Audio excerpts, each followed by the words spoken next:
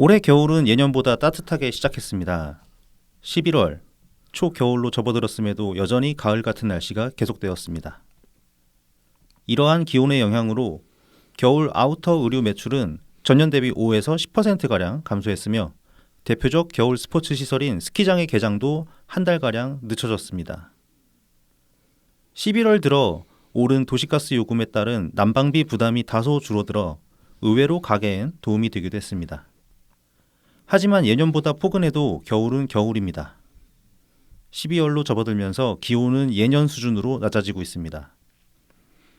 예년보다 따뜻한 기온에서 다시 예년 수준을 회복한 추운 기온에 따라 희비가 엇갈립니다. 추우면 추운 대로, 더우면 더운 대로 누군가는 이익을 보고 누군가는 손해를 봅니다. 그런 이해관계에 따라 추위와 더위에 대한 각자의 판단은 달라질 것입니다. 추운 겨울이 반가운 사람도, 춥지 않은 겨울이 반가운 사람도 있을 것입니다. 하지만 겨울이 추운 것은 자연의 이치이며 지금껏 그래왔던 것처럼 추운 겨울은 다음 계절을 맞기 위한 준비의 기간이기도 합니다. 추운 만큼 병충해가 사라져 다음 농사를 기대할 수 있고 추위에 따른 공기와 바닷물의 순환이 그만큼 지구를 안정적으로 지속시켜 왔기 때문입니다. 그래서 추위를 탓할 수는 없습니다. 문득 조광한 시장의 말씀이 떠올랐습니다. 사필 귀정에 시차는 있을지언정 오차는 없다. 뒤늦게 찾아온 겨울의 추위처럼 늦게라도 찾아올 사필 귀정을 기다립니다.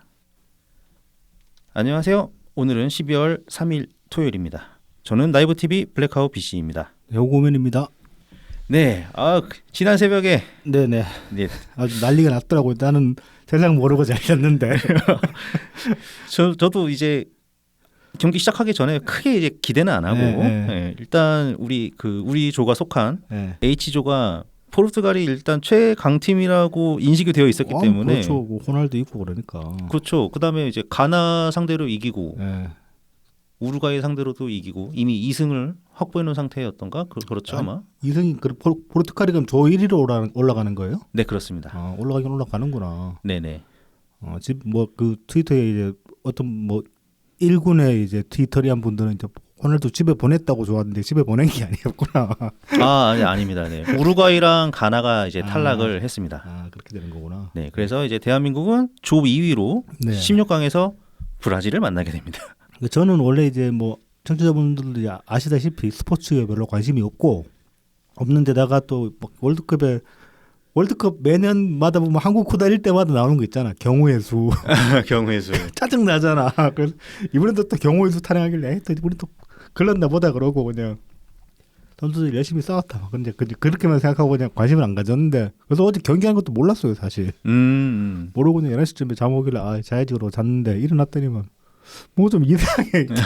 이제 일어나서 이제 새벽에 대본 쓰려고 이제 대본 좀 쓰고 있다가 이제 뭐 트위터 그 스크랩 해놓은 것도 있으니까 그런 것도 이제 보고 하다 보니까 뭔가 분위기 이상한 거야. 그래서 뭐지? 그러고 검색해보니까 이겼다는 거야. 이겨서 16강 갔다는 거야. 그러니까 이거 뭔 일이냐 그랬지. 그래서 참 이거 뭐 지금 이제 이재명 수호를 외치시는 분들한테는 악재입니다. 이거 사실. 네. 어찌됐건 간에 요즘은 민도가 많이 올라가지고 예전처럼 그렇지는 않지만은 뭐 스포츠를 이제 정치적으로 활용하는 게 뭐 정치권에서도 지금 많이 이제 예전에 비하면 많이 좀 자제하는 추세로 가는 것도 있고 그다음에 국민들도 이제 뭐 스포츠는 스포츠고 정부는 정부다 그렇게 떼서 이제 인식하는 면들이 많이 강해지긴 했지만은 그래도 뭐 전반적인 국민 정서가 좀 이렇게 기분이 좋단 말이죠. 업된단 말이죠. 약간은. 네네. 근데 이제 이 편곡에 무슨 반정부 시위를 하면서 이재명 살리자 그러면은 안 그래도 안 들어먹히는데 들어먹히겠냐고. 제가 지난주던가 이번 주에 이제 가나 경기 끝나고서 트윗을 올렸었는데 16강 못 가면 16일에 구속이나 되라 이렇게 했는데 또 한 분이 그 댓글을 달아주셨거든요. 16강도 가고 16일에 구속도 가자. 지금 그렇게 될 수도 있지 않나. 그럼 최선이죠. 최고죠. 이제 뭐 그 국회 임시 회기 또 늘리고 그래가지고 16일에는 안 될 가능성도 있죠. 네, 그래서 원래 이제 어제가 그 2023년 예산안 정기국회 끝나는 날이죠. 네, 그렇죠. 그래서 원래 예산안이 통과됐어야 되는데 일단은 불발이 됐습니다. 그렇죠. 이제 그걸로 최대한 끌겠죠. 예, 맞아요.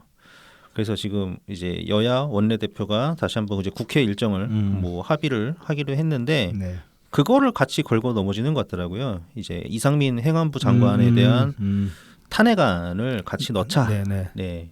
그래서 국민의힘 쪽에서는 예산안 먼저 통과시키고 그 다음에 따로 논의하자. 네. 뭐 그런 입장이고. 네네. 그래서 이제 뭐 말씀하셨다시피 뭐 예상을 했었죠. 그렇죠. 네. 최대한 끌지 않겠나. 네. 최대한 끌어줘야지. 그나마 이제 지금 그 이재명 그 친명 계열들도 면이 서겠지. 그러니까 우리는 할 만큼 했다. 예. 뭐 그런 소리라도 할 수 있는 거니까. 그렇죠. 근데 이 월드컵 16강 관련해가지고 김동연 지사가 또 이상한 짓을 했더라. 보셨어요? 그거? 아, 예, 봤습니다. 네네. 무슨 그러니까 뭐 16강 진출 축하한다면서 이렇게 웹잡으로 올렸는데 다 좋은데 지 사진을 막 대빵만하게 박아놨더라고. 저는 그 선거 포스터인 줄 알았어요. 아, 그러니까 무슨 대성령병 걸린 것 같아.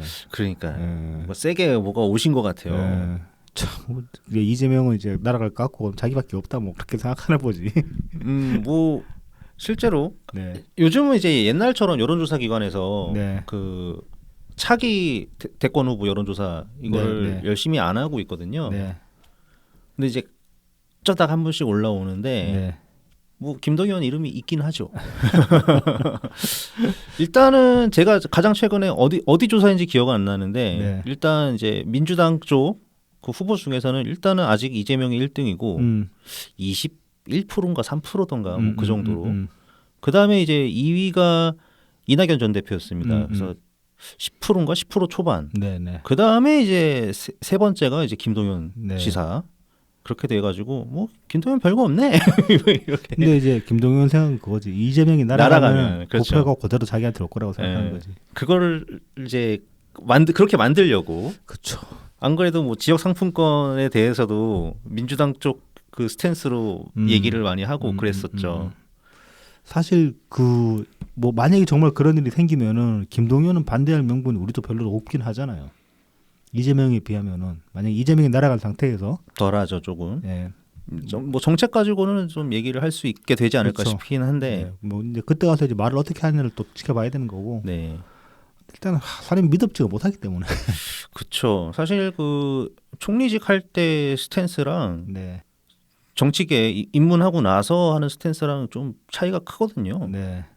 그래서 뭐 아무리 정치가 혼자 할 수 있는 게 아니라고 하지만 뭐 거기에 대한 해명이나 그런 게 없거든요. 네네. 네. 그래서 좀 굉장히 오랜 시간 관료직을 수행을 하다가 나온 사람 치고는 너무 이렇게 확 180도 바뀌었다. 이런 생각이 들어서 좀 못마땅한 면이 있습니다. 네. 아무튼 쓸데없는 짓 하지 말고 경기도 그 저기 이재명 수사 관련 협조나 잘했으면 좋겠네. 그런 짓 하지 마시고 지금 버스 요금도 지금 뭐 동기를 못 시켰는가 뭐 그렇다면 지금 경기도 버스 지금 난리더만. 아 힘들죠. 그게 아예가 그 사실 꽤 예전으로 이제 돌아가는데 그 2014년인가 그때 네. 이제 김진표 당시 후보였죠. 네. 경기도지사 후보 그리고 남경필 네. 이렇게 했을 때 이제 버스 준공영제를 가지고 부딪혔었는데 네. 뭐 어쨌든 남경필이 돼서 남경필 그때 지사가 뭐 어떻게 저렇게 뭐 유지는 해왔는데 사실 그 확 바꾼 게 이재명이거든요. 네. 이재 당시 지사가 네. 이거를 바꿨는데 노선을 이제 팔겠다 이런 식으로 네네. 네, 그런 식으로 바꿨습니다. 그때 이제 경기도에서 버스 요금을 올리라고 이제 파업이 나오면서 이제 출근길 대란이 일어났는데 그때 이제 이해찬 당시 민주당 대표랑 김현미 국토부 장관 이렇게 셋이 모여서 뭐 합의를 해가지고 정부에서 보조금을 뭐 주는 요건으로 해서 파업을 멈추고 일단은 요금 인상을 하겠다. 뭐 이런 식으로 나왔죠. 네. 그래서 그거의 연장입니다. 이게 그러니까 기존 시스템 자체가 전혀 바뀌지 않았기 때문에 뭐 이제 의미가 없다는 거네요. 네 김동연- 요금 저 아예 그러니까 논의를 새로 시작하지 않는 이상은 현행 체제 하에서는 방법이 없다는 네. 거네요. 일단 뭐 버스라고 하면은 이제 경유 아니면은 뭐 LNG로 LNG를 움직이는데 올랐으니까요. 그렇죠. 예. 기름값이 많이 올랐죠. 그렇죠. 그래서 유지하기가 그러니까 별도의 보조금을 주지 않으니까 경기도에서는 네. 우리 지역 상품권 같은 거에 돈 쓰셔 가지고 이런 거에 돈 써야 되는 거예요, 사실은. 그렇죠. 이런 시스템을 네. 해야 되고 서울 같은 경우에는 이제 좀 오세훈 시장 체제 되면서 어떻게 바뀌었는지 모르겠지만 박원순 시장 체제 때는 네. 보조금을 주는 방식으로 했거든요. 네. 그러니까 최대한 사업이 어떻게 돌아가는지 각 버스 회사마다 네. 사업이 어떻게 운영이 되고 있는지 그다음에 서울시랑 같이 이제 계산을 해가지고 이 정도는 서울시가 보조해주겠다 이런 식의 시스템을 네, 만들었거든요. 네. 어느 정도 이제 상원의 피드백이 오가면서 네. 이제 협의를 했다는 거잖아. 네. 지원금 자체에 이제 거기에 대한 단점은 이제 그거죠. 서울시 세금이 상당히 많이 들어간다. 네, 이제 그래서 이게 과연 지속 가능하냐? 네네. 뭐 거기에 대한 의문은 있었는데 네. 어쨌든 그래서 경기도가 오를 때 서울시는 안 올리고 막을 수 있다. 네, 막을 수가 있었죠. 사실 근데 저는 그 점에서는 사실 그런 지원금은 충분히 나갈 만하다고 보거든요. 공적 분야의 일이지 그거는. 그렇죠. 대중교통이라는 게 사실은 대중교통에서도 사실 크게 수익을 내버리면 안 되는 거예요. 그 분야도 사람들 발을 싸고 최대한 편하게 이제 이동할 수 있게끔 해주는 수단인데 그렇게 보면은 그 시내버스 회사들도 반 정도는 이렇게 공적 영역에서 이제 활동하는 그런 회사들이기 때문에 그렇죠. 그래서 이제 준공영제죠. 그렇죠. 그쪽으로는 충분히 지원금 저는 나간 게 타당하다고 보거든요. 네. 경기도가 지금 먼지랄을 해놔가지고 그게 이제 예전에 그 미디어 토마토 뉴스레터에서도 한번 지적이 됐던 부분인데 이재명이 택한 방향은 묘하게도 원래 이 사람이 이제 좌우 주춧대가 없는 사람인데 이재명이 추구한 방향은 약간 우파식 방법으로 했거든요. 그러니까 왜 버스를 타는 사람만 타는데 전체 세금이 지원이 돼야 되느냐 이런 입장으로 해가지고 노선 입찰제를 하겠다 뭐 이런 식으로 해서 이재명은 그렇게 한 거였고 미친 개소리지. 이제 박원순 시장 같은 경우는 세금을 투입하겠다 뭐 그래서 그런 방법으로 해결을 해왔던 거죠. 그러려면 그 버스 그렇게 하면 되겠다. 버스 그 노선 다 팔아버리고 그 다음에 또 경기도민들한테 기본 버스비 이래가지고 뭐 한 달에 또 한 5만 원씩 주고 그러면 되겠네. 기본 교통료 뭐 이런 거. 뭐 그럴 건지 하여튼 굉장히 줏대 없는 사람이다라는 게 여기서도 드러나죠. 네. 자, 그 또 이상한 사람 하나 이제 송영길이 이상한 소리 했다면서요? 네, 프랑스를 선택을 했잖아요. 이제 프랑스 선택한 이유 중에 출국했나 그러고 보니까? 네, 했습니다. 마지막으로 그 김현정의 뉴스쇼인가 거기 무사히 출국을 하셨구만. 네, 그렇게 됐네요. 네. 하면서 이제 프랑스를 가는 선택한 이유가 한 두세 가지를 들었는데 그 중에 하나가 프랑스가 출산율 위기를 잘 극복한 나라다. 네. 이렇게 얘기를 하더라고요. 네네. 그래서 왠지 모를 의심병이 생겨가지고 진짜일까? 좋은 습관입니다. 아니 이거 좀 사실 타겟팅이나 마찬가지라서 어쨌든 이 전 세계 OECD 국가 출산율 추이를 찾아봐서 일단 프랑스를 딱 봤는데 프랑스가 그러니까 이 송영길의 얘기 프랑스가 과연 출산율 위기를 극복했냐? 글쎄 옳습니다 정도입니다. 네네. 근데 일단 제일 눈에 띄는 건 이거더라고요. 우리나라 출산율이 정말 대단히 위기다. 네. 지금 OECD 국가 중 꼴찌인데요. 유일하게 1 밑으로 내려온 나라가 우리나라입니다. 네네. 그 사람 수가 줄고 있다는 소리지. 네네. 근데 보통 이제 유럽 대부분의 수준이 1은 넘더라고요. 현상 유지는 간당간당히 한다는 거잖아요. 어느 정도. 네. 그래서 프랑스 같은 경우에는 2.0이 좀 안 되는 1점 후반대를 유지를 하고 있는데, 그러니까 이 어떤 전체적인 트렌드로 말씀을 드리자면은 이 서유럽 쪽 국가들은 대체로 떨어졌는데 특히 이 최근 추세로 보면은 2010년 이후로 감소 추세입니다. 그러니까 딱 정확하게 글로벌 위기, 글로벌 재정 위기 상황과 맞물려진다 이렇게 볼 수는 있습니다. 근데 많이는 안 떨어졌다. 음. 그래서 우리나라는 그거에 반토막이다. 심각하네 진짜. 네, 네. 굉장히 급격히 떨어졌고 이게 반전의 모멘텀이 나오지 않고 있다. 뭐 사실 이 녹음실에 있는 우리 두 명만 봐도 우리도 다들 그 애 한 둘씩 있을 나이인데 우리들 다 애 하나도 없잖아. 그래만 봐도 위기는 위기지. 아, 굳이 이걸 까야 되나 싶긴 하지만 네, 도움을 못 주고 있는 두 그렇죠. 사람입니다. 우리는 이제 그 애국자가 아니지. 그러니까 애국을 못 하고 있지. 아니 이게 그래도 제 주변에는 뭐 2명, 3명 이런 애들이 은근히 있거든요. 아니 저는 제 주변은 다 결혼해봤자 한 명 이상 안 낳더라고. 뭐 저희 형들도 그렇고 뭐 저희 사촌 쪽 봐도 그렇고 뭐 웬만하면 한 명 이상 낳는 경우는 잘 없더라고 이상. 네. 저는 한 명이 좀 드물고 둘 있고 은근 또 3명이 있습니다. 그래서 이제 제가 좀 묻어가려고 하긴 하는데 이게 꼭 또 경제적인 상황이랑 또 직결되는 것도 아닌 것 같고 보니까. 근데 이게 재밌어요. 확실히 이제 경제적인 이유는 있기는 한 것 같아요. 네. 이 서유럽 국가들이 이제 2010년 글로벌 재정위기 이때 기점으로 해가지고 내려가고 있다 그랬잖아요. 네네. 미국 같은 경우도 딱 그 근처 비슷합니다. 리만 브로더스 이때 이후로 조금 감소 추세. 그 다음에 재밌는 건 OECD 국가들 중에서 그 옛날 구소련으로부터 독립한 나라들 있죠. 네. 이때 같은 경우는 딱 그 구소련에서 독립한 시기 90년대 그 초반 있죠. 네. 그때부터 쭉 내려가고 있습니다. 내려가고 있어요? 네. 살기가 어려워져서 그렇구나. 추세가 확실히 그러니까 내려가는 추세인 것은 맞아요. 근데 심하지가 않아. 우리나라만큼 심한 나라가 없습니다. 우리나라 같은 경우는 일단은 1960년대부터 그때는 워낙 출산율이 높았고 그때 6점대를 네, 유지하고 있었고 그때부터 이제 조금씩 계속 내려왔습니다. 그래서 우리나라 왜 둘만 낳아 잘 기르자, 산하 제한하고 그랬으니까 하나만 낳아 잘 기르자 네. 뭐 이렇게 하고 그래서 한 80년대 중반에 저점을 찍었고요. 네.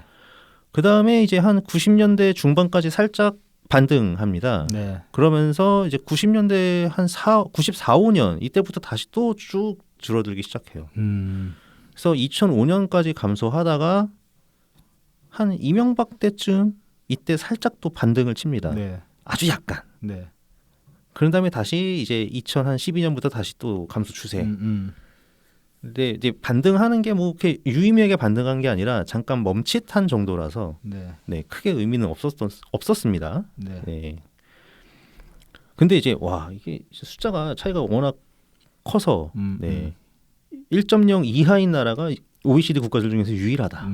이것만 해도 일단 숫자가 주는 충격이 좀 있더라고요. 네, 그러네요, 확실히. 예.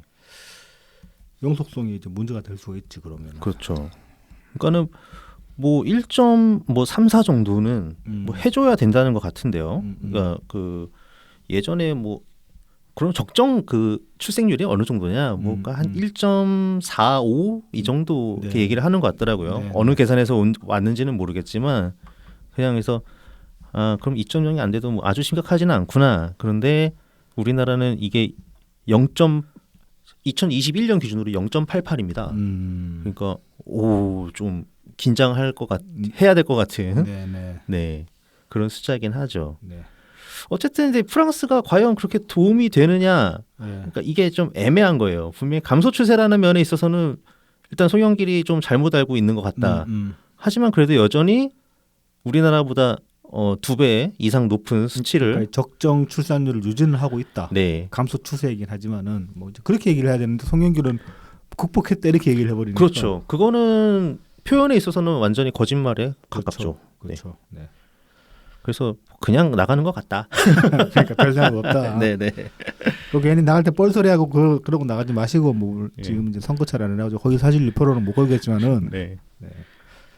그 싱숭생숭한 거 아는데 그래도 그렇지 그 라디오 나가서 그러면 되겠습니까? 네, 그렇습니다. 자, 그래서 이제 좀 본격적인 얘기로 들어가기 전에 저희를 도와주시는 고마운 분들 소개해드리고 시작하겠습니다. 후원 계좌를 통해서 트친 S님, 친절한 이순씨님 후원해 주셨습니다. 감사합니다. 감사합니다. 그리고 제공입니다. 웰 컴퓨터입니다. 부산 사하구 괴정로 221 사하시장 복개로 입구에 있습니다. 070-8742-9595 051-271-0066입니다. 트위터에서 웰컴퓨터, 인스타그램, 페이스북, 네이버 블로그에서 웰컴퓨터 골뱅이 AIRSE 숫자 12로 검색해 주시면 됩니다. 컴퓨터 조립 수리 전문점이고요. 원하시는 사양에 맞는 최적의 견적을 내드리고 조립 세팅까지 완벽하게 마무리해 드립니다. AS 원격 지원 및 업그레이드도 가능하니까 부담 갖지 마시고 언제든지 문의 주세요. 이 이제 그 댓글 이벤트를 하셔가지고 이제 그 추첨 라이브 방송을 하셨단 말이죠. 아, 네네네. 네, 지난주에 이제 11월 29일 날 하셨는데 하시고 나가지고 이제 트윗에 이제 당첨자 주소 남겨달라는 트윗을 올리셨는데 나는 처음에 이거 보고 뭔가 했는데 그 바나나 우유 당첨되신 분이랑 커피 쿠폰에 라이브 TV라고 돼 있는 거야. 그래가지고 뭐야 이거 그랬더니만 그 라이브를 보셨는데 그 우리 이 계정으로 들어가서 보셨구나. 네, 그렇습니다. 저희 유튜브 계정으로 네. 들어가서 라이브로 봤죠. 이러면 이제 광고주랑 유착했다고 욕 먹어. 아닙니다. 아니 뭐 트릭이 없었어요. 저는 그냥 숫자를 고르고. 아니 그러니까 물론 트릭은 없었지만은 그 왠지 이제 좀 안 좋은 시각으로 보면 그렇게 볼 수 있다는 거지 충분히. 그래서 제가 이제 여차하면은 이제 네. 다른 시청자분들께 네. 양도해드릴 수 있다고 했는데 네. 뭐 특별히 나서시는 분들이 없어서 네. 네, 그냥 제가 받았습니다. 그래서 이제 이거를 저희 BC님한테 주셨는데 뭐 뜬금없이 나한테 커피 쿠폰이 하나 들어있길래 뭐냐 물어보니까 이거 됐다고 주는 거라고 그러더라고. 그러니까 이렇게 나이브 TV 계정으로 됐기 때문에 나까지 온 거구나. 그렇습니다. 그렇게 봐야겠구나. 네. 아무튼 커피 잘 마셨습니다. 어제 그 대본 쓰느라 새벽에 이제 막 머리 안 들어가고 그럴 때 이제 동네에 마침 스벅이 있어가지고 아침부터 가가지고 커피 못 먹고 왔네. 네. 그래서 저도 감사히 아직 안 마셨지만 곧 마시겠습니다. 네. 아니 될 줄 몰랐어요. 그냥 남는 번호 다른 분들이 이제 번호 다 고르시고 9번을 골랐죠. 그냥 별 생각 없이 9번 골랐는데 그것도 되게 재밌는 게 뭐냐면은 제일 마지막 당첨자에서 됐어요. 다른 분들 다 되시고 이거 설마 되더라고요. 네, 그런 일이 있었고요. 네. 그 다음에 이제 달품은 농장입니다. 트위터 달품은 농장 골뱅이 DALPUMEUN 인스타그램 달품은 농장 _ 농사짓는 문파 골뱅이 DALPUM 숫자 1입니다. 청란, 청개육, 친환경 우렁이쌀, 고춧가루, 참기름, 들기름, 서리태콩, 찰, 옥수수 그리고 지금 호박 고구마를 판매하고 있습니다. 네. 호박 고구마 드디어 먹어봤습니다. 네. 네, 달품은 농장 그 농사짓는 문파님의 그 추천대로 네. 저는 에어프라이어를 이용을 해가지고 군고구마를 만들어서 먹었는데 네.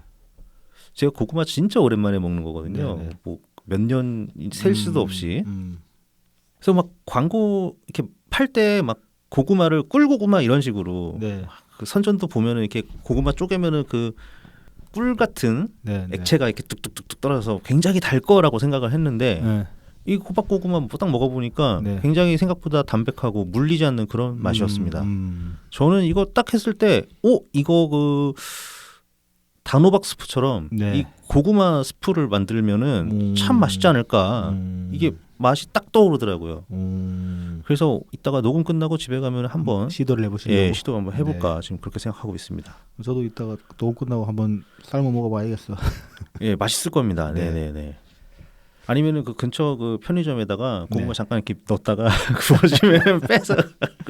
그럴 수는 별로 친하게 지내는 편의점이 없어가지고 뭐 그럴 수는 없고. 아쉽다. 네, 그렇습니다. 그래서 호박고구마, 네. 호박고구마 그 한번 사셔서 드셔보시기를 적극 권장합니다. 네, 추천드립니다. 자, 그럼 이제 본격적인 내용으로 한번 들어가 보죠. 여론조사. 네, 그 요새 여론조사가 김어준이 감히 네. 시작을 해가지고 네. 매주 열심히 그 어디야? 중앙 여론조사 심의위원회에 네. 올리고 있습니다. 네. 네. 이게 본인도 그 김어준 개인적으로 궁금한 게 많았는지 중간 중간에 자기 조사를 이렇게 열심히 섞어 놓더라고요. 그러니까 뭐냐면은 이게 일주일에 2번 조사하는 게 이렇게 있어요. 네. 일단 얘네들 기본 조사는 뭐냐면은 예전 그 뉴스공장에서 하던 KSOI랑 똑같습니다. 네, 네. 무선 ARS 100%고 네. 그 3대 통신사로부터 전화번호를 받아가지고 거기서 랜덤으로 전화를 걸어서 네. 여론조사를 합니다. 그러니까 기본적으로 그 방식을 채택을 하고 있고요. 네. 네. 그래서 뭐 좀 장난치나 이런 게 음. 궁금을 해가지고 봤는데 뭐 특별히 장난은 안 치더라고요. 그러니까 타 그 무선 ARS 100% 조사에 비해서 뭐 크게 다른 건 없습니다. 크게 다른 건 없고 그럼 이 특징이 뭐냐? 요새 이렇게 조사를 하고 있는 게 일단 매주 하고 있는 데가 그 뉴스토마토의 의뢰로 미디어 토마토가 무선 ARS 100% 조사를 매주 하고 있거든요. 네. 그다음에 이제 또 매주 하고 있는 곳이 이제 한국 갤럽입니다. 한국 갤럽은 무선 면접 조사 네. 90% 그다음에 유선 면접 조사 10% 그렇게 이제 섞어서 네네. 면접 조사원을 통해서 이제 조사를 하고 있고요. 그다음에 이제 면접 조사 방식이 이제 전국 지표 조사 그 4개 여론조사 기관이 네. K스텔 리서치랑 뭐 이렇게 해가지고 네. 모여서 하는 거기가 이제 2주에 한 번씩. 네네. 그다음에 이제 또 비교해 보면 볼 만한 이제 무선 ARS 같은 경우는 이제 여론조사 공정 얘네가 이제 또 2주에 한 번씩 네. 이렇게 하고 있습니다. 이게 보면은 이게 그 면접 조사랑 ARS를 이제 차이를 얘기를 할 때 가장 많이 얘기를 하는 게 무선 ARS가 적극 지지층의 목소리가 좀 크게 대변된다. 과대표된다. 네, 과대표되는 경향이 있죠. 네, 이렇게 얘기를 하는데 이게 이제 비교를 해보면 딱 맞습니다. 예를 들어서 미드토마토 이번 주 결과를 보면은 네. 민주당이 49.5%, 네. 국민의힘이 35.3% 네네. 이렇게 나옵니다. 네. 그 다음에 이제 갤럽 같은 경우를 보면은 갤럽은 민주당이 33%, 네. 국민의힘이 35%입니다. 네네. 이렇게 딱 붙어 있어요. 그러니까 국힘 지지율은 양 조사 모두 차이가 없는데 민주당 지지율에만 한 10% 이상 차이가 나는 거네요. 네, 그렇죠, 그렇죠. 이거와 함께 같이 봐야 될 게 뭐냐면은 이제 무당파가 얼마나 되느냐 이겁니다. 그럼 전국 지표 조사도 그렇고 갤럽도 그렇고 면접 조사에서는 이 무당파층이 대체로 좀 훨씬 크게 나옵니다. 네. 그러니까 20% 후반에서 30% 초반까지. 네네. 그러니까 대략 한 30%라고 보면 네네. 예, 알 수 있습니다. 그렇게 나오고 무선 ARS는 네. 한 10% 초반, 11%에서 12%좀 많이 잡히는 때가 주에는 조금 살짝 넘어서 이제 그래도 14%가 잘 안 될 겁니다. 네네. 그러니까 대체로 다 자기 의견을 자기는 어느 특정 정당을 좋아한다 이런 의견 제시를 하는 거죠. 네. 그래서 이런 차이 때문에 ARS가 이게 낮다고 면접 조사 적극 지지층이 과대표된다. 네. 이렇게 얘기를 하는 거예요. 이런 차이를 알 수 있습니다. 그래서 미디어 토마토도 그렇고 여론조사 공정도 그렇고 네. 심지어 이제 같이 무선 ARS를 하고 있는 네. 이놈의 그 여론조사 꽃도 그렇고 네. 민주당 지지율이 한 10% 높게 나옵니다. 갤럽에 비해서 국민의힘보다. 네. 네, 그래서 갤럽은 거의 붙어 있고 네. 이게 똑같습니다. 심지어 이제 이 여론조사 꽃에서는 중간 중간에 두 가지 조사를 다 해요. ARS도 하고 면접 조사도 하고 네. 이런 식으로 하면은 면접 조사 한 결과를 딱 보면 그 무당층이 한 네. 30%대로 딱 올라가면서 그 대신에 여론조사 꽃 같은 경우는 이번 주에 얘네가 또 그걸 했더라고요. 그러니까 18% 차이가 10% 차이로 줄어듭니다. 네. 그 양당 민주당과 국민의힘 지지율이 네네. 그 무선 ARS에서는 19% 차이 났구나. 19% 차이 났던 게 한 10%대로 줄어듭니다. 네. 어쨌든 줄어든다는 거예요. 얘네도 이제 좀 차이가 크죠. 민주당께 상당히 많이 나오죠. 네네. 네. 근데 미디어 토마토도 뭐 제법 많이 나옵니다. 35%대 49%니까 한 14% 차이 나는 거죠. 네. 여기서 이제 추세만 이제 왔다 갔다 하는 겁니다. 그러니까 뭔가 한 10% 못해도 10% 정도의 옵셋이라고 해야 되나? 그러니까 네네. 민주당께 약간 좀 디버프를 좀 받아야 될 것 같고 예. 그런 게 있는 거죠. 그 민주당 그 과대표된 민주당 지지율을 한 10에서 15를 떼가지고 중도로 던져주면 거의 정확하다고 볼 수 있겠네. 좀 더 잘 맞지 않을까. 네, 예. 네. 그렇게 생각할 수 있는 거죠.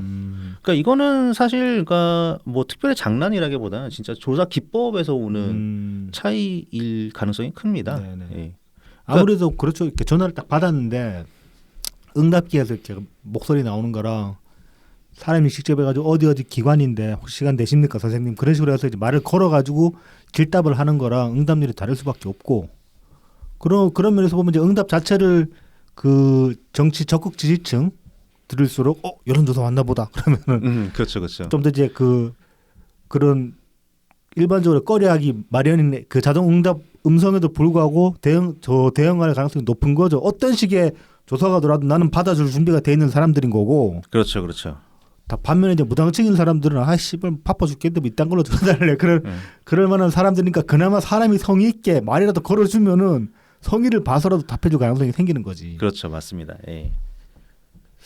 그러니까 뭐 저기 안 그래도 이 뭐 미디어토마토 이런 조사 이상하다고 이번 주에 트윗에 올리신 이제 제 특친 분도 계시던데 뭐 이게 저희가 지금 드리는 말씀이 정답일 수는 없겠지만은 저희가 보기에는 단지 조사 기법의 차이로 보인다. 네, 정도로 그렇게 말씀을 드릴 수는 있을 것 같습니다. 예, 다른 무선 ARS 조사도 좀 네. 비슷한 경향을 띠고 있다. 뭐 특별히 예. 뭐 저기 권순욱 기자님 주변에 민주당 사람들이 많아서 그렇다 뭐 그런 건 아니고 전혀 네. 그런 건 아니니까 조사 기법이 좀 그렇습니다. 네, 기법이 예. 문제가 있을 수는 있다. 뭐 네. 그렇게만 생각하시면 될 것 같습니다. 그래서 뭐 역시 온라인에서는 뭔가 보이지 않는 곳에서는 민주당 적극 지지자가 좀 세다. 그렇죠. 아무래도 그 항상 뭐 이제 극단이 과대표되는 케이스도 그렇고 그다음에 뭐 그러니까 항상 극단이 과대표되잖아요. 목소리가 크기 때문에 네네. 뭐든 하면 이제 적극적으로 나서기 때문에 그 실제 위력보다 더 커 보이는 법이죠. 네. 그래서 뭐 전체적인 제가 이제 2022년 올해 8월부터 이제 쫙 모으고 있는데요. 네네. 뭐 그렇게 막 갑자기 이상해지는 네. 구간은 잘 안 보입니다. 전국 지지율만 가지고 보면 네네. 제가 이제 세부 항목까지는 모아서 보고 있지는 않는데 네. 이렇게 그냥 무난한이다. 모든 조사들이 네. 그냥 그 스타일대로. 네. 예. 그러니까 이제 각각의 그 조사 그러니까 기관끼리 어떻게 그 결과를 놓고 보면 튀어 보일 수도 있는데 각 기관마다 그동안의 조사들을 쭉 모아놓고 보면은 그냥 뭐 말씀하신 대로 기법의 차이에 따라서 이제 결과가 다르게 나올 수는 있지만은 그 조사 기관 자체가 어떻게 야료를 부려가지고 이상하게 뭐 조작했다 보기는 힘들다는 거죠. 네네. 그래서 이렇게 여러 개를 모아놓고 같이 보시면은 네. 뭐 그래도 좀 이해를 하실 수 있는 폭이 네. 넓어지시고 좀 화가 덜 나실 거라고 생각이 듭니다. 그래서 이제 매주 한 주만 그러니까 그 주에 조사만 보실 게 아니라 쭉 달아가지고 그러니까 장기적으로 쭉 쌓아놓고 보시면은 뭔가 그 나름의 통찰이 생길 수도 있지 않을까. 네네. 그런 생각이 드네요. 네 그렇습니다. 그래서 짤막하게 여론조사 이야기 좀 다뤄봤습니다. 자 이어서 그 파리포플 이야기를 좀 해봅시다. 요즘 또 누가 열심히 팔고 있습니까? 11월 26일 황희도가 트윗을 하나 올렸어요. 최근 서울시에서 촛불 중고생 시민연대 여기 저번에 말씀드린 적 있죠 저희가. 네네. 그 중고등학생 뭐 네네. 그 광화문에 나오라고 네네. 했던 그 단체죠. 네, 촛불 중고생 시민연대를 대상으로 과태료 1,050만 원을 부과했다고 합니다. 이게 이제 신문법을 위반했다고 하는데 이게 이제 무슨 신문법이냐고 봤더니만 이 촛불 중고생 시민연대가 한국 청소년 신문이라고 이제 인터넷 신문을 등록을 했어요. 근데 예. 근데 이 인터넷 신문이 그 신문법을 위반을 했다는 겁니다. 그래서 서울시의 이제 과태료 부과 이유를 보면은 청소년 보호 책임자의 미지정, 등록 연월일, 발행일, 편집인, 발행소 등 필요한 게재 사항을 첫 화면에 표시하지 아니하고 신문 사업자 단체명을 등록 사항과 달리 표시하여 신문을 발행했다고 이제 지적을 했습니다. 이거 뭐 기본을 제대로 안 한 거네요. 그랬더니 이제 이 단체의 이제 상임 대표 최준호 이 사람이 이제 98년생입니다. 제가 우리다 말씀드렸지만은 맞다. 촛불 중고생 시민연대 대표가 98년생입니다. 24 정도, 25 이 정도 되는 네. 거죠? 이제 뭐 하는 얘기가 해당 인터넷 신문은 청소년 저널리즘 체험 교육용으로 만든 사이트인데 난데없이 막대한 과태료 처분을 받았다. 일단 체험 교육용으로 만들었는데 왜 그 서울시의 인터넷 신문으로 등록을 했어요? 그러니까 인터넷 신문이라고 니네가 등록을 했잖아요. 그러니까 그러면은 체험 교육은 놔버리고 인터넷 신문이지. 그렇지. 그리고 뭐 사전에 어떠한 안내나 시정 요구나 계도 조치 없이 과태료를 부과한 것은 부당하며 촛불 집회 위축을 위한 시도로밖에는 생각되지 않는다. 이는 사전 안내 한마디만 있어도 즉시 고칠 수 있는 문제인데 서울시가 갑자기 중고생 자력으로 감당할 수 없는 막대한 액수의 과태료 폭탄을 퍼부었다. 이 말도 참 보면 웃기는 게 안내나 시정 개도 뭐 좋지 그랬잖아요. 근데 애초에 이 대표라는 양반이 뭐라 그랬어요? 학생들 교육용으로 체험용으로 만든 사이트라고 그랬잖아. 네네. 학생들에게 저널리즘 체험을 시키려면은 언론사가 어떤 체계로 돌아가는지 기본적인 건 알고 있어야 되는 거 아니야? 그렇죠. 그러면 서울시에서 개도를 받아야 되는 게 아니라 이 정도 사항은 자기가 숙지를 하고 있었어야 되는 거잖아.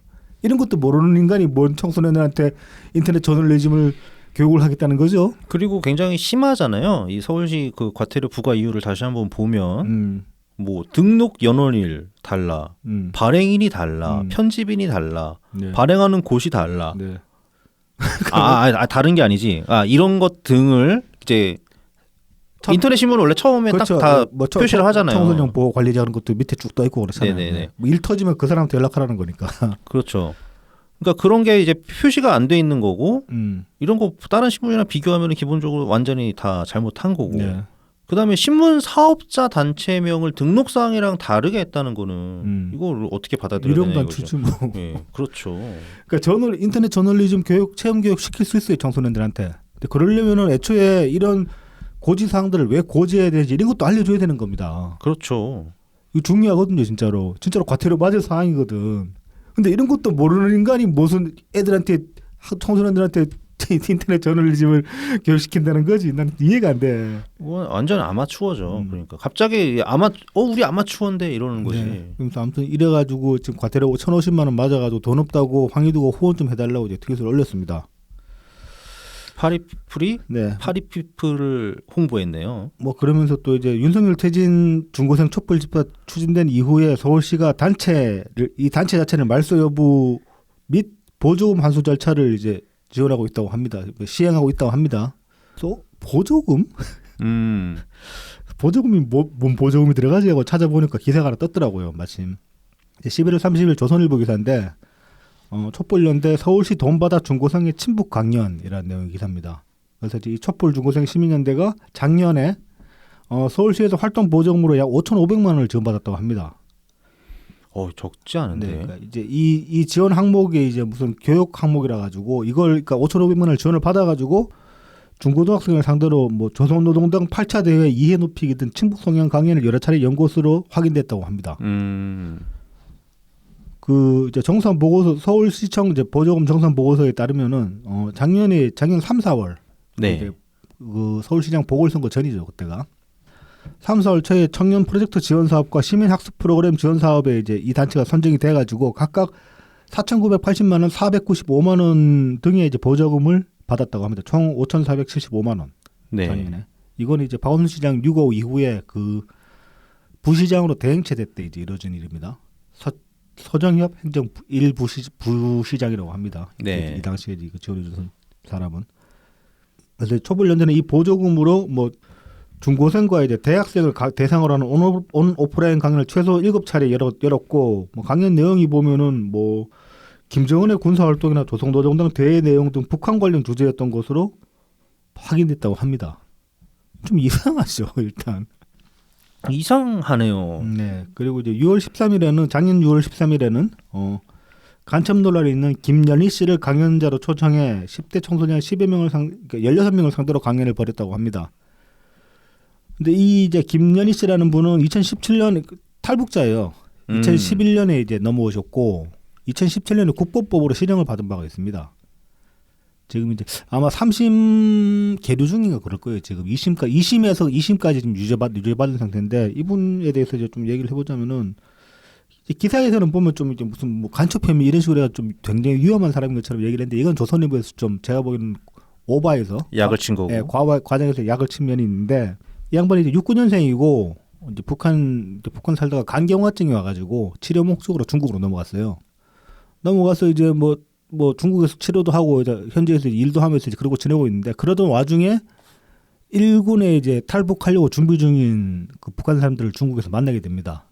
그래서 이 사람들이 이제 야 중국에서 돈 벌고 이럴 거 뭐 있냐 이럴 거 그냥 한국으로 남조선으로 넘어가자 이렇게 얘기를 했다고 합니다. 근데 이제 이 당시에 이 판단이 보면 저는 좀 되게 좀 어이가 없는데 그러니까 이 김연희 씨의 주장에 따르면 당시에 이제 그 말을 들었을 때 자기가 어떻게 생각을 했냐면은 실제로 북한 사람들 중에 좀 일단 국경을 넘어가야 되니까 이거는 그 자체로 돈이 드는 일이긴 하잖아요. 그렇죠, 그렇죠. 브로커한테 네, 돈 줘야죠. 돈 줘야. 그래서 이제 북한에서 일단 중국으로 넘어가려고 그러면은 뭐 우리가 일반적으로 생각하는 뭐 탈북민들 못 살 거다 그렇게 생각하잖아요. 근데 북한에서 중국으로 넘어갔거나 하면 북한에서 한국까지 넘어온 사람들 대부분은 북한 안에서 보면은 중류층 이상의 사람들이에요. 진짜로 먹고 살기 힘든 사람들은 벗어나고 싶어도 벗어날 수가 없어요. 좀 그나마 그 안에서 먹고 살만한 사람들이 중국으로 가기도 하고 이제 한국으로 오기도 하는데 아무튼 근데 북한에서 중국으로 가는 경우는 굉장히 비일비재하다고 합니다. 네네네. 그렇게 이제 넘어가서 몇 달간 돈 벌어 가지고 다시 북한으로 돌아오고 그런 경우들이 많다고 해요. 그래서 이제 이 김연희 씨 같은 경우도 그 국경선 왔다 갔다 하는 거를 그렇게 어렵게 생각을 안 했던 거예요. 그리고 중국에서 한국으로 넘어오는 것도 그런 식으로 된다고 생각을 했던 거야. 자기 주장에 따르면은 나는 그 중국에 돈 벌러 가는 것처럼 남조선에 한 몇 달 가가지고 돈 벌고 다시 넘어오면 되는 줄 알았다. 그렇게 알았다는 거예요. 그리고 그런 생각으로 이제 갔는데 막상 가보니까 다르더라는 거야. 그 이제 북한에서 탈북자들 넘어오면 국전에서 붙잡아가지고 몇 개월간 조사를 하잖아요. 교육도 하고. 그렇죠, 그렇죠. 그러면서 이제 전향서를 안 쓰면 이 국정원 여기서 못 벗어난다. 그렇게 이제 협박을 했다는 겁니다. 이 사람 주장에 따르면은. 그래서 어쩔 수 없이 그 이제 처음에 국정원에 잡혀 있는 동안에 내내 이제 북한을 다시 돌려보내달라고 나 이런 줄 몰랐다고 그렇게 얘기를 했는데 국정원에서 그건 안 된다. 일단 넘어온 사람 그렇게 돌려보내주는 법이 없고 당신이 전향서를 안 쓰면 여기서 못 나간다. 그렇게만 강압을 해가지고 어쩔 수 없이 이제 전향서를 쓰고 나왔다고 합니다. 이 사람 주장에 따르면은. 근데 이제 그 뒤에도 지속적으로 북한으로 넘어가야 된다고 이제 주장을 해오긴 해왔어요. 일괄적으로. 그러다가 2017년에 재판받게 된 계기는 뭐냐면은 이 사람이 막 베트남 주재 북한 대사관에 연락해봐도 일단 넘어만 오면은 우리가 해주겠다 그랬는데 지금 이 사람이 탈북해 올 때 국정원에서 이미 그렇게 한번 좀 그 난리를 쳤잖아요. 그래서 국정원에서 요주의 인물로 보고 처음에 여권을 안 내줬어요. 아예. 네네. 그러다 나중에 여권은 내줬는데 출입국 금지로 묶어놓은 거야. 이 사람은 한국을 벗어날 방법이 없었어. 그래서 국리를 하다가 한 게 그러면은 내가 간첩 행세를 하면은 북한으로 추방시키지 않을까. 자기 의도는 그랬다는 거야. 그래서 이제 그 탈북민들 한 열 몇 명 신상을 이 사람이 자기 핸드폰에 다 저장을 해놓은 다음에 그거 들고 와가지고 그거 들고 경찰서를 찾아가가지고 내가 사실은 간첩인데 자수를 왔다 그러고 이제 그걸 보여준 거야. 그래서 이제 그 국보법 위반으로 1심에서는 2년 실형 2년에 집유 3년 나왔나 그렇고 2심에서는 1년에 이제 2년으로 형량이 낮춰졌거든요. 네. 사실 이거 보면 좀 국보법에 걸리면 걸릴 수는 있긴 하지만 좀 이거는 그 막 간첩 같은 그런 건 아니잖아요. 우리가 보기에 일단 그렇죠. 판단할 수 있는 게 이 사람이 간첩이라고 보기엔 너무 어려워요. 그러니까는 이게 법원에서 그렇게 판단을 했으니까 네. 뭐 최종이 2심까지가 네. 징역 1년에 집행유예 2년. 네. 굉장히 그러니까 형량이 낮아 보이죠. 그렇죠. 그래서 이제 아무튼 이런 사람을 데리고 이런 사람 초청해서 강연을 했어요. 그때 이거 관련해서 이제 그 조선일보에서 또 이 최 상임 대표한테 이제 전화로 이제 인터뷰를 요청을 했습니다. 그때는 또 한다는 소리가 뭐 시민단체라 가지고 우리가 범죄 전력을 조회할 방법이 없다 그렇게 얘기를 하는데 이거 그냥 검색하면 나옵니다. 김연희 이렇게 구글링 하잖아요. 그럼 2017년 국고법 이 재판권이 바로 떠요. 근데 얘는 그럼 조사를 안 했다는 소리가 그냥 조사해는 다 알면서 모른 척하는 거지 사실은. 그러니까 최소한 무슨 기준으로 했냐 네. 이걸 되묻지 않을 수가 그렇죠. 없죠. 뭐 범죄 일행이 아니더라도 이 사람이 어떤 사람인지 구글링 한번 해볼 수 있잖아. 강사로 초청을 했으면은. 그러니까요. 그것도 안 했다는 그것도 안 했다고 자백하는 것밖에 안 되는 거. 뭐 되게 이상한 소리죠. 그러니까 네. 이거는. 그리고 이제 그걸 뭐 국보법까지 그렇다. 그리고 이제 하는 얘기가 뭐 양성평등 예를 들어 양성평등 강연 같으면 성범죄자가 강연하면 안 되는 거지만은 이런 강연에서 국보법 위반자가 강연하는 게 문제가 되는 건 아니지 않냐라고 얘기를 해요. 저도 이 말에서 일정 부분 동의할 수 있습니다. 그런데 문제는 뭐냐면은 지금 이 사람의 국보법 위반까지 가게 된 그 이력들을 쭉 보면은 어떻습니까? 되게 사리분별이 안 돼요, 이 사람은. 그렇죠. 판단력도 흐리고 어리버리한 사람이야, 쉽게 말해가지고. 네. 이런 어리버리한 사람을 데리고 무슨 북한 실상을 청소년들한테 교육을 시킨다는 겁니까 대체? 그리고 뭐 통일 교육이라며. 네. 이 사람은 그냥 북한이 좋다는 북한이 머무를 이러다가 어떻게 흘러온 사람이잖아. 이 양반 지금 또 다른 건수로 또 재판 받는 게 하나 있는 걸로 알고 있는데 그 보면 유튜브 채널 만들어 가지고 네. 북한 찬양 고무하고 있어요 지금. 아, 이 양반은 북한 체제를 좋아하는 사람이니까 북한 체제에 익숙한 사람인 것 같긴 해요 확실히. 예. 그러니까 북한으로 돌려보내야 되는 사람인 것 같긴 한데 다만 관련 규정이 없기 때문에 그리고 관련 규정이 있는데 외외로 이렇게 한번 보내버리고 나면은 진짜로 막 들락날락하는 사람이 생길 수도 있는 거잖아요. 그리고 정말 만에 하나 재수 없을 때 그 정말- 사람이 정말 간첩이면 그렇죠. 어리버리한 척한 간첩일 수도 있는 네. 거지. 그러니까 그게 뭐 아직까지 확인이 안 됐다는 것도 나름 이상하긴 하지만 네. 어쨌든 이게 딱 돌아가고 나서 후회할 일이 생기면 이거 되돌릴 수가 없거든요. 그렇죠. 국정원 입장에서도. 그러니까 아무튼 뭐 이 사람 그 국보법 이래까지는 그렇게 뭐 봐준다고 치더라도 애초에 이 사람이 강연을 할 만한 사람이었는가? 저는 그걸 되묻지 않을 수가 없고 그다음에 그렇죠. 이 사람이 이력에 관해서 몰랐다는 거는 말도 안 되는 소리다. 나도 네. 좀 구글링 한번 해보니까 다 나오더라. 그렇죠. 그래서 오히려 더 수상하게 이 김연희 씨를 더 수상하게 만들어주는 네, 집단인 것 같아요. 여기가. 그러니까요. 그 이 김연희 씨 이야기를 조금만 더 하자면 이 관련해 가지고 태영호가 의외로 네. 올해 초에 이제 관련 법안을 추진을 하려고 한 게 있어요. 그러니까 이런 케이스 같은 경우에 북한으로 돌려보낼 수 있는 규정을 만들자라고 추진을 한 바가 있긴 합니다. 네. 그래서 요거는 저도 좀 그 어떤 논의는 해볼 필요는 있을 것 같아요. 네. 이런 실제로 그리고 지금 이 사람은 못 넘어갔는데 남아났다가 다시 북한으로 돌아간 사람 하나 있잖아. 유명한 유튜버 여자 유튜버 하나 있잖아. 아, 탈북민 유튜버. 그런 분이 있군요. 예. 그러니까 그 애초에 북한으로 넘어가려면 그 사람처럼 영리하게 굴었어야 했어요. 그러니까 이 양반처럼 출국 금지 당하고 애초에 그러니까. 여권 잘 안 나고 그런 빌미를 안 만들고 좀 이렇게 영리하게 굴었으면 중국 통해서 다시 넘어갈 수도 있었을지도 모르지. 그래서 이 촛불 중고생 시민연대 하도 참 어이가 없어. 저도 이렇게 그 조사를 하다가 그 사이트 들어가서 조직도가 있길래 한번 봤는데 조직도 보시면 진짜 어이가 없습니다. 와, 이거는 무슨 좀 과장하면은 거의 하나의 정당? 그러니까요.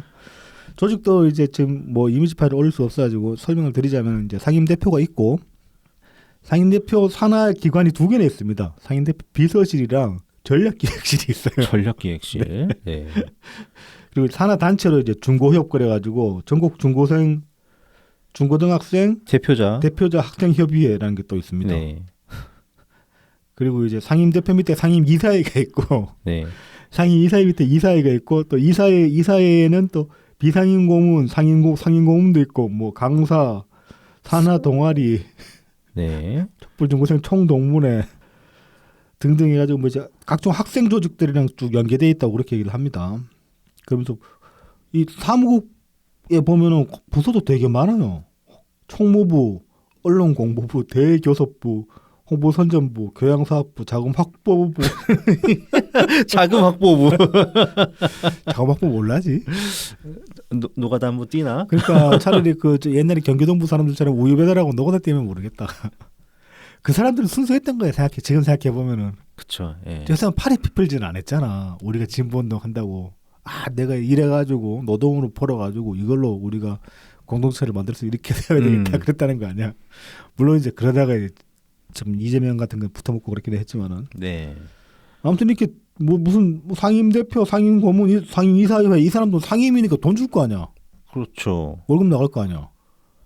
이게 조직 만들어가지고 그 뭐 지금 이제 노동당인가 얘네가 그러니까 민중당? 민중당이 지금 노동당이 됐나 뭐 그럴 텐데 네. 그 얘네 이제 그 정치자금 밀어주려고 뭐 만든 그런 기관은 아닌가. 모르겠어요. 저도 이 단체가 뭐 하는 단체. 근데 아무튼 저는 이런 단체에 5,500만 원 들어간 건 서울시 돈이 들어간 거는 좀 아깝습니다. 나한테 주지 차라리. 나한테 주니까 서울시에서 훨씬 이득일 걸. 참.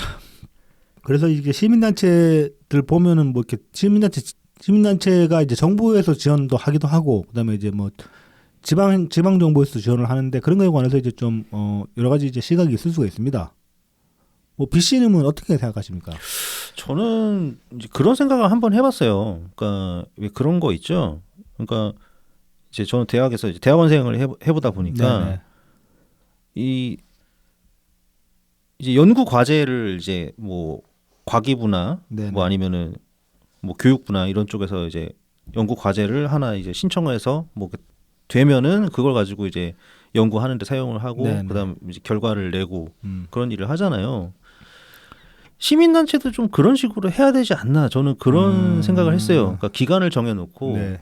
이제 뭐 5년이면 5년. 어쨌든 활동 내역 예. 활동 내역이나 목표 같은 걸 설정을 해놓고 네. 그렇게 해서 이제 연구비 지원해주듯이 지원을 해주고 네. 그런 다음에 어느 정도 지원을 받으면은 이제 시민단체는 자생적으로 자생해야 되지 않을까. 네, 그런 생각을 좀 해봤거든요. 왜냐하면 이제 시민단체가 계속 새로 생기는 곳도 있을 거 아니에요. 그렇죠. 여기도 이제 지원해줘야 되니까. 네네. 그래서 먼저 지원해주는 곳은 이제 좀 멈추고 그 다음에 이제 또 새로 생긴 시민단체들을 지원해주고. 네. 그래서 그런 식으로 해서 나중에 자생할 수 있는 이제 보통 후원금이겠죠. 네네. 이런 조직이 되지 않으면은 네. 시민단체로서의 의미가 좀 없지 않을까. 음. 네, 그런 생각을 한번 해봤었습니다. 저는 조금은 이제 생각이 다른데 그게 시민단체라는 게 뭐 분야가 다양하지 않습니까? 다양하죠. 굉장히 네. 다양하잖아요. 그리고 이제 그 중에는 어떤 것들은 정부가 이제 그 행정이나 정부가 이제 차마 거기까지 닿지 못하는 그런 분야에 있어서 이제 시민단체가 역할하는 곳들도 있단 말입니다.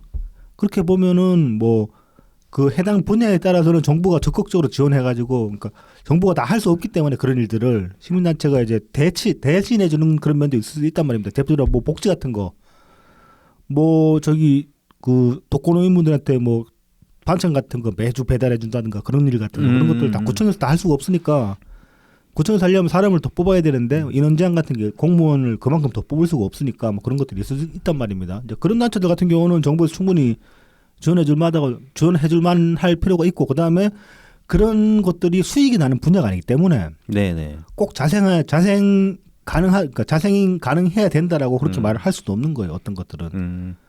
그러니까 그런 방금 말씀하신 부분은 뭐 시민 단체를 그냥 지원한다기보다는 사실은 사업 지원에 더 가까운 뭐 이제 것 그렇게 같아요. 예. 보실 수도 있죠. 네, 예, 충분히. 구체적인 어떤 사업을 네. 지원해 주는 거기 때문에 네네. 그 사업에 대한 어떤 위탁 기관 그 시민 단체 같은 경우는 그렇게 되는 거죠. 네네. 네. 그래서 그거는 이제 뭐 좀 계속 지속적으로 이 사업이 계속 지속적으로 이루어진다면은 네. 계속 지원해 줄 수가 있겠죠. 네. 근데 저도 이제 뭐 동의하는 부분은 그 이제는 정치적인 시민단체들은 지원 안 했으면 좋겠어요. 왜냐하면 정당 보조금 나가잖아. 정당에 들어가시라고 정치 활동하려면은 시민단체에서 무슨 되도 않는 선출될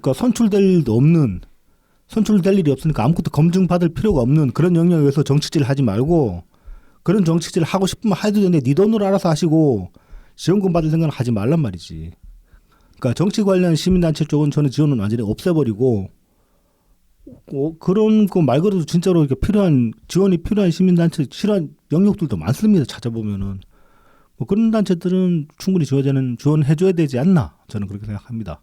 그래서 시민단체에 대한 지원을 이제 없애야 된다는 말에는 동의는 못하지만 부분적으로는 동의를 할 수가 있죠. 네. 그러니까 전면적인 어떤 시스템 개선이 필요할 것 같아요. 네. 어쨌든 세금이 이런 곳에도 1년에 5천만 원씩 지원이 되는데. 그러니까요. 예. 근데 실제로 뭐 벌어지는 사업을 보면은 뭐 자격조차 의심되는 사람을 데려다가 강연을 시키고 그 강연들은 학생도 뭐 결국은 16명이라는 건 아닙니까? 그렇죠. 네. 이게 뭐 무슨 5천만 원짜리 사업입니까? 뭐 이런 강좌가 여러 개 열렸겠지만 네네. 이런 거 예를 들어서 우리 그 어린이집 그러니까 사설 어린이집 같은 경우에 예전에 한번 이제 난리가 한번 났었던 게 네네. 지원금 보조를 해줄 테니까는 회계를 제대로 올려라. 네네. 그 회계 시스템에 네네. 올려라고 했는데 막 사설 유치원 그 그룹들이 싫다고 막 배째다가 여론의 난타를 얻어맞은 거 아닙니까? 그렇죠. 네, 말이 안 되니까 네네. 시민단체도 사실 동일하다고 생각하거든요. 그렇죠. 동일하죠. 예.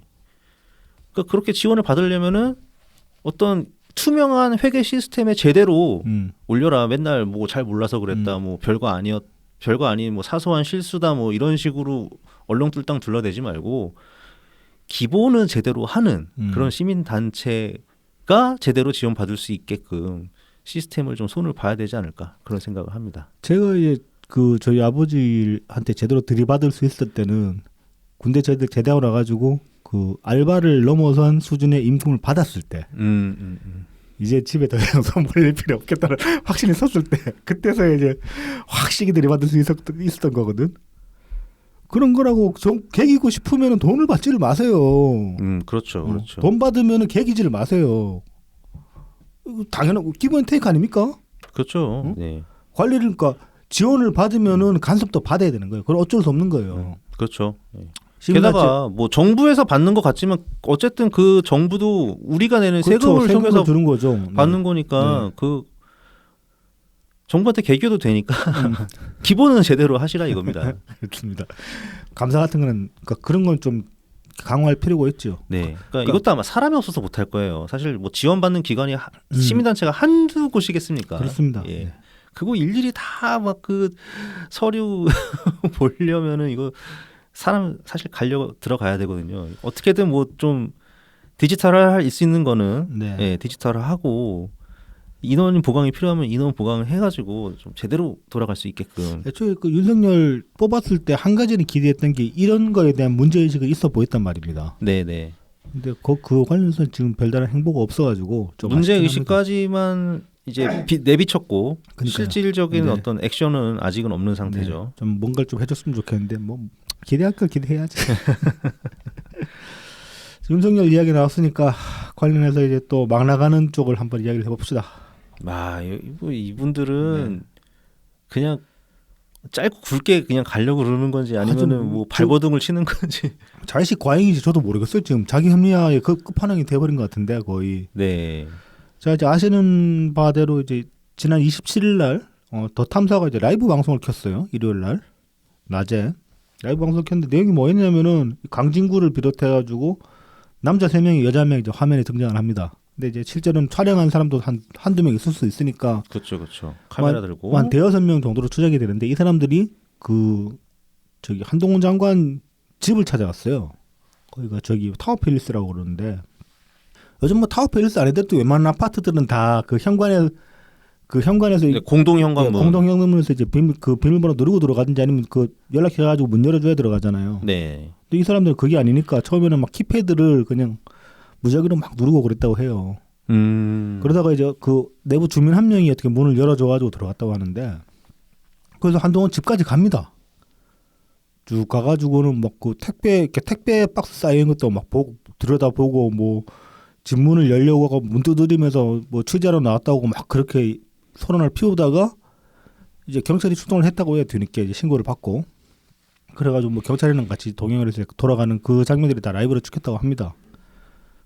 그래서 이제 뭐 경찰서 이후에 경찰서 가서 또 뭐 항의를 하고 생쇼를 벌였다는데 이때 이제 찾아간 명분을 댄 게 오늘 아침 저희 기자 집에 찾아와서 전화를 하면서 나으려고 한 이유가 뭐냐 무슨 근거로 찾아왔는지 확인을 하러 왔다 뭐 그러면서 압수수색 나왔으면 압수수색 영장 보여주고 압수수색 나왔다고 말해야 하는데 뭐 그런 말도 없이 그냥 나오라고 하지 않았냐 얼마나 긴급한 상황이라고 일요일에 압수수색을 진행하냐 우리가 법무장관 추적하기 위해 추적을 한 게 스토킹이냐 뭐 그렇게 얘기를 했습니다. 근데 경찰이 집에 찾아왔다 그러면은 이거는 저는 그거 같거든. 출두 요구서 몇 번 보냈는데 계산 간 거야. 그 말고는 달리 설명될 게 없어요. 나오라고 했는데 못 나오면 지금 뭐 때문에 못 나가니까 언제까지 나갔으면 협의를 하면 되는 거잖아요. 그렇죠. 근데 그것도 안 했다는 소리거든 이건 애초에. 이제 경찰 무시했다가 지금 경찰이 집에 찾아온 걸로 보이는데. 그리고 경찰이 찾아가는데 왜 한동훈한테 그래? 이상민한테 그래야지. 그렇지 않습니까? 한동훈이 만만한가 보지. 왜 한동훈은 경찰이랑 무관하잖아. 뭐 이상민 집을 몰라서 그럴 수도 좀 모르겠고. 아무튼 이렇게 이제 소란을 피웠는데 그 다음 날 이제 김어준이 또 한 소리를 합니다. 뉴스공장에서. 뭐 집 앞에 왔다는 거 아니냐? 가겠다고 사전 예고도 하고. 그 뭐 사전 예고하고 집 앞에 갔다고 합니다. 그 사전 예고를 들었냐고. 아니 그리고 사전 예고가 무슨 의미가 있어요? 뭐 당신 집 앞에 가겠습니다. 오지 말라고 하면 안 가야지. 그렇지. 어준아 갈게. 성북동에 있냐? 그러니까. 근데 어디 있는지 몰라서 못 가겠다. 성북동 맞아. 아니 근데 성북동 뭐 그 김어준 혼자 사는 건 아니잖아요. 그 대충 성북동 가가지고 그 뒤져보면 나올 거야. 수소문 해보면 뭐 그러면서 이제 언론의 이런 취재 방식 집 앞으로 찾아가는 거 비판받을 때가 있다. 만약 상대가 힘 개인이라고 하면 비판받을 여지가 있지만은 근데 상대가 한동훈 장관이라는 권력자라면 이건 취재의 일환으로 용인되어야 한다고 생각한다. 일반인들은 한동훈 장관에게 접근할 수 없기 때문에 뭐 장관은 감시 대상이 돼야 되고 그런 관점에서 봐야 된다. 뭐 더 탐사가 그 집안으로 들어간 건 아니지 않냐 이렇게 얘기를 했어요.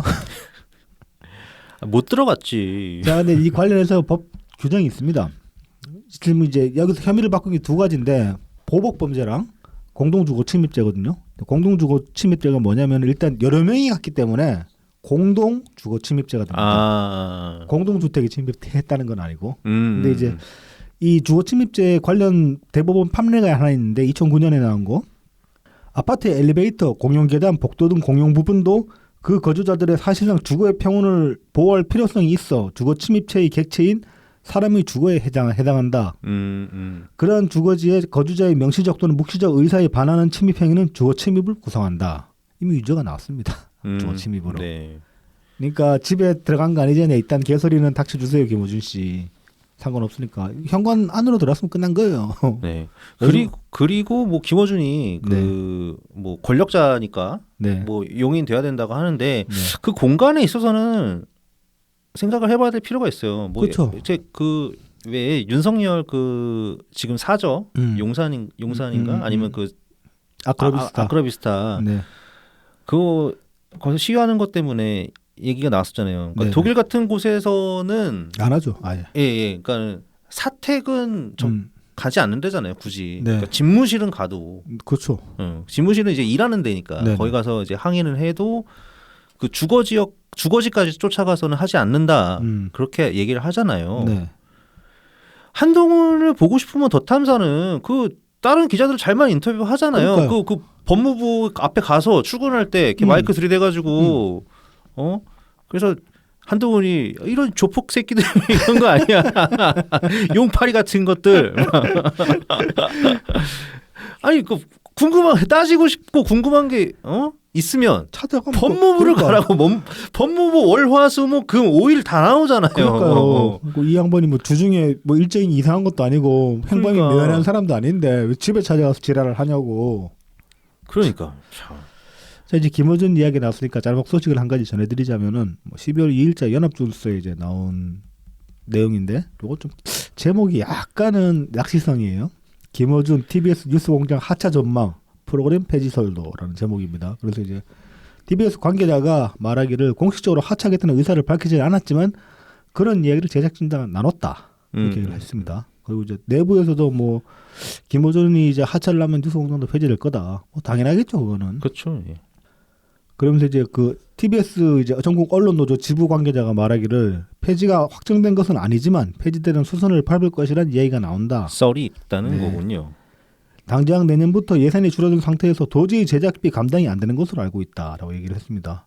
근데 웃기는 게 뭐냐면은 뉴스공장 포맷, 뭐 저도 뉴스공장 그 문재인 정부 초반기까지는 들었기 때문에 그 포맷을 잘 알고 있는데 돈 정말 안 되는 포맷이에요. 그거. 그렇죠. 취재를 안 하잖아. 그렇죠. 취재 안 하죠. 취재는 그냥 TBS에 다른 기자들이 하지. 그러니까 뉴스공장 별도로 기자진을 돌려가지고 취재를 하는 게 아니잖아요. 거기서 보도하는 건 거의 없잖아.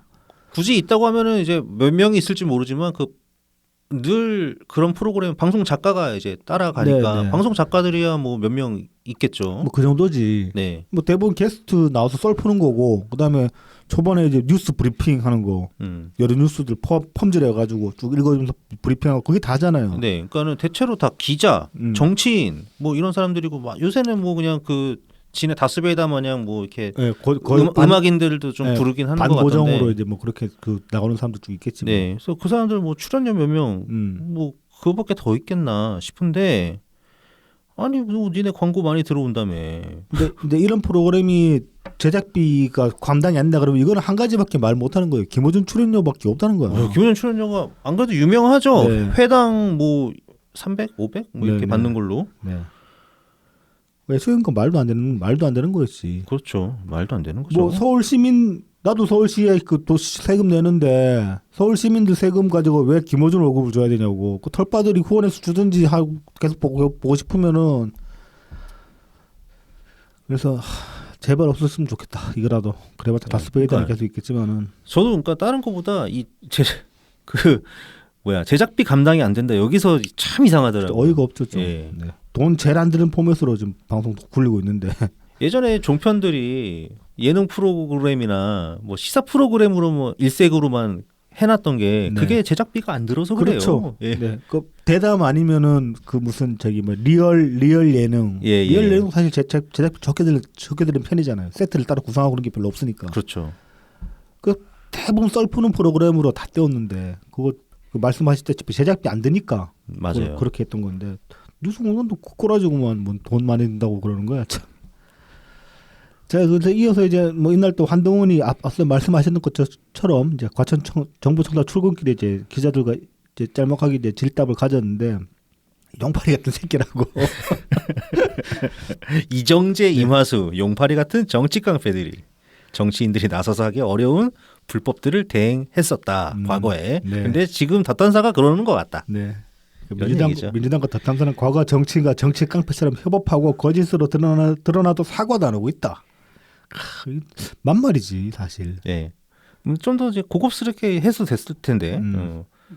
근데 뭐 그거는 그렇습니다. 덧탐사가 이제 언론이라고 본인들은 주장하지만 언론이라고 하기가 너무 좀 어렵기 때문에 원래 그렇죠. 이제 딱 적절한 거는 권언 유착 딱 이 한마디면은 딱 되는데 이게 덧탐사가 언론이 맞아? 이것 때문에 충분히 그렇게 생각할 수 있죠. 예, 이 정도면은. 그래서 이제 세게 말하긴 합니다. 취재라는 이름만 붙이면 모든 불법이 허용되는 것인가? 그렇죠. 이 본질적인 질문이죠. 예. 예. 이걸 그대로 두면은 우리 국민 누구라도 언제든 똑같이 당할 수 있는 무법천지가 되는 것이다. 맞는 말이죠. 사실 이 짓을 지금 유튜버들도 많이 합니다. 네, 그러니까 맞아요. 비정치 유튜버들도 이 짓을 하는 애들이 많아요 보면은. 그 레카짓도 하고 그다음에 막 몰려가가지고 그 라이브 켜가지고 특정인한테 몰려가가지고 괴롭힘도 하고. 이 최근 트렌드가 유튜브 트렌드가 그거였다고 하잖아요. 그 뭐지? 응징 응징 컨텐츠가 많았죠. 응징 컨텐츠. 네.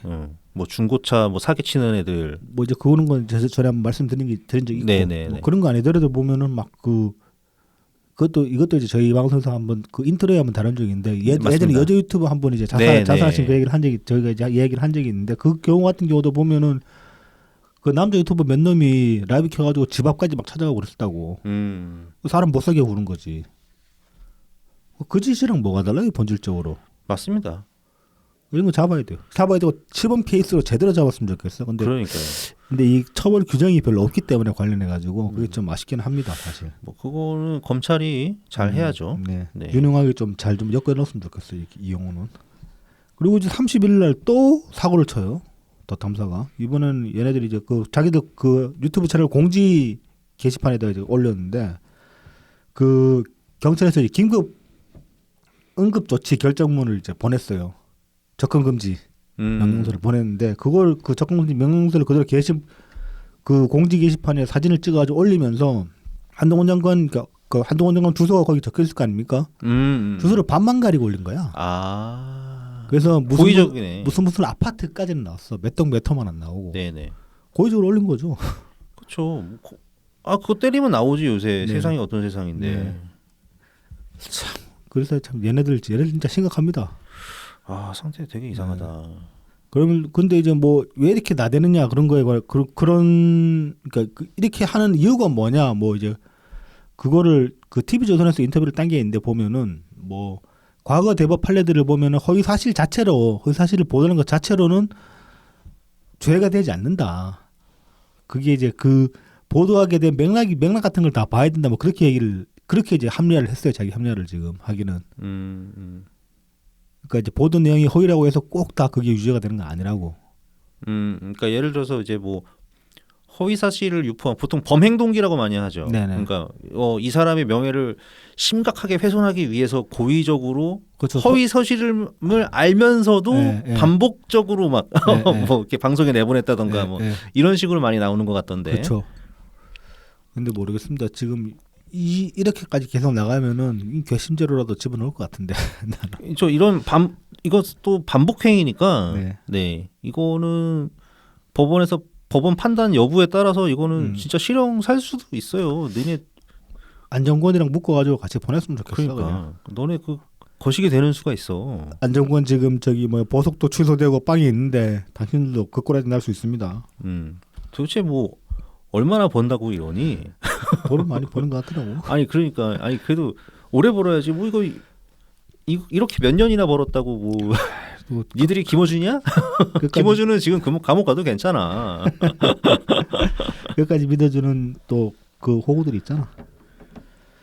자, 이어서 이제 자신 공익 제보자 이분은 아, 네 이분. 네, 이분은 또 이제 11월 27일 날 이상한 태세 전환 글을 올렸어요. 여러분 부탁이 있어요. 글이 너무 쿨해가지고 읽기가 힘들다.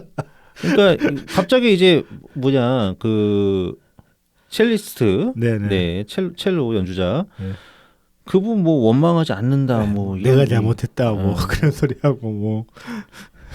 내가 더 잘해줬어야 되는 거 아닌가, 뭐 뜬금없습니다. 네. 네. 이 친구 왜 트위터에서 그래? 페이스북도 아니고.